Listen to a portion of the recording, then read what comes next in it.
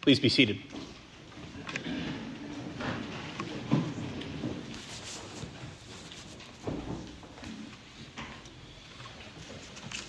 Funeral services have started now in Nashville for the victims of the shooting on Monday where 6 people were killed, three of whom were children. There was a funeral on Friday. That was the first one. There was a funeral yesterday, and there's another funeral this afternoon. And when I don't know about you, when I heard the news, when that news broke on Monday, I had that same kind of internal feeling. It was the same thing as when the Uvalde shooting happened. It was something in me that was more than just sad. Sad does not capture that feeling. As a dad, as a parent, I think maybe broken is a better way to describe that internal feeling that I felt. Something sort of snapped. It was like a balloon being deflated, and of course that was for me, right, distant from the situation. I can't really wrap my mind around what the parents of those children might be feeling, might have felt on that day. I really cannot wrap my brain around that. And I'll be honest with you, that kind of brokenness that exists in the world and that is very real, I can't really square it away, not completely. I can't explain it. I can't tell you, I can't stand up here and tell you why God would allow that to happen. I don't know. I really don't. And there is a time and a place for unpacking the theology of the fall of man with someone. There's a time for opening up Genesis chapter 3 and looking at that in depth. But in the face of this kind of grief, the right answer to the question, why did this happen? The right answer is always, I have no idea. And I am so sorry. And it might be that there's maybe something in your own life that you are bringing in this morning that you're having a hard time squaring away. And if that's true, whatever it is, whatever grief you might have in your life, I'm so sorry. I really am. And I never know when I'm speaking from here. I know you guys. I know your names. We've walked together for a while now, but I really never quite know what's in your life and what the Lord might be addressing. I never know what grief, what sorrow you have experienced in your own lives. And so all that is to say, if you're carrying with you some grief this morning, again, I'm so sorry. And I wish that I could give you some clear reason why God allowed whatever it is in your life to happen, but I can't.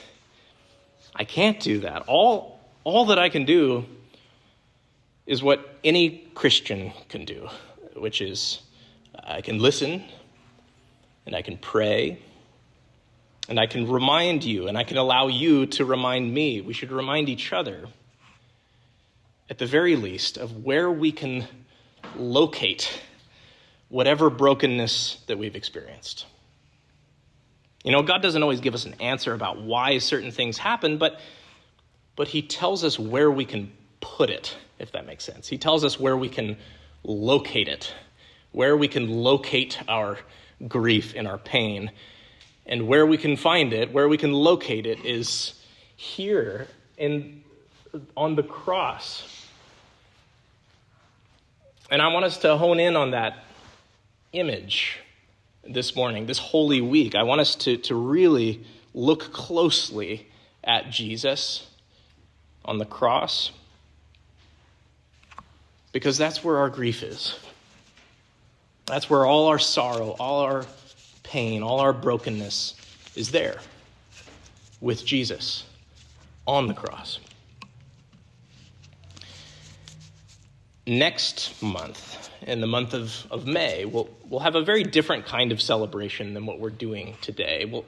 We'll be celebrating next month a different feast. We'll be celebrating the Ascension of Jesus. And that will be a glorious day. That will be a glorious celebration as we acknowledge the divine heights to which Christ has risen. And he even now sits at the right hand of God. We will soon enough celebrate the ascension of Jesus. But today and this week, we follow Jesus in his descension.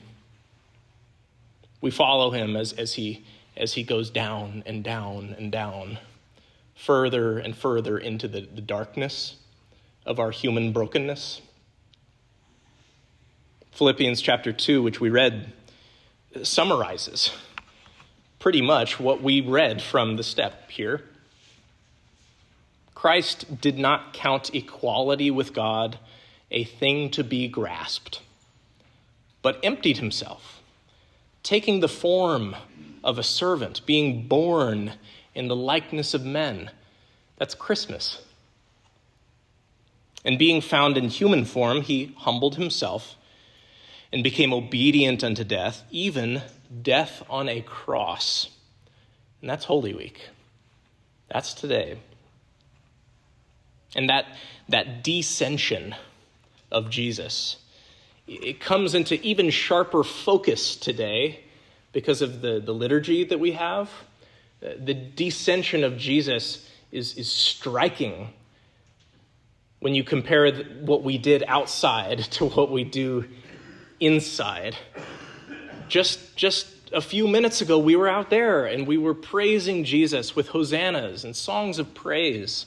And we were celebrating that moment in Jesus' life when people were acknowledging him and worshiping him as we all should. But then a few minutes later, here we are. A few minutes later, we find Jesus right in the thick of our sin, right in the middle of all of the brokenness and all of the sickness that we have encountered in our lives. There he is, grappling with the bleakest evil that we see in our world. There he is, in the middle of it, carrying it on his shoulders. And we're going to unpack that a lot this week. We'll have Maundy Thursday. We'll have Good Friday. There will be more to say. And of course, we know where we're heading. It's like the sun is just beyond the horizon. It's about to rise. We know where we're heading. And there's a joyful expectation that's building this week. But for today, maybe we can say this about how we might live. Maybe we can say this about how we can live our lives even while we are wading through what feels like pitch blackness. And even while the grief that we encounter in our lives feels almost irredeemable. And even while the evil we see in the world is so towering. Maybe we can say this. Maybe Jesus is still worth praising. Maybe he's worth praising even with joy. Not that our sorrow or our grief will just disappear magically, but believe it or not, by grace, even our grief can be touched with hope, infused with hope. Because as we look closer and closer at this image of our crucified Jesus, as we look closer and closer and as we descend further and further with him into the darkness, all of a sudden we find ourselves kind of rubbing our eyes a little bit. Because suddenly there's a light in the middle of all that darkness. Suddenly there's a small flickering light, and it's hard to make sense of that light at first. But it's just enough light to see just how strong this man is. This Son of Man, hoisted up, bleeding, dying. He's so strong. And it's a strength that's draped with suffering. It's veiled, but it is rock solid. It's the strongest strength for lack of a better term. It's the strongest strength in the universe. Because somehow he has up there with him all of our grief. He has up there with him the grief of weeping parents and the grief of children and spouses. He has up there with him on the cross all the evil that we humans have doled out on each other over the centuries. He's strong enough for it, which is baffling. He has sin up there with him, and he's dealing with it. He's putting it away because of his love. And the thought occurs to us this morning, maybe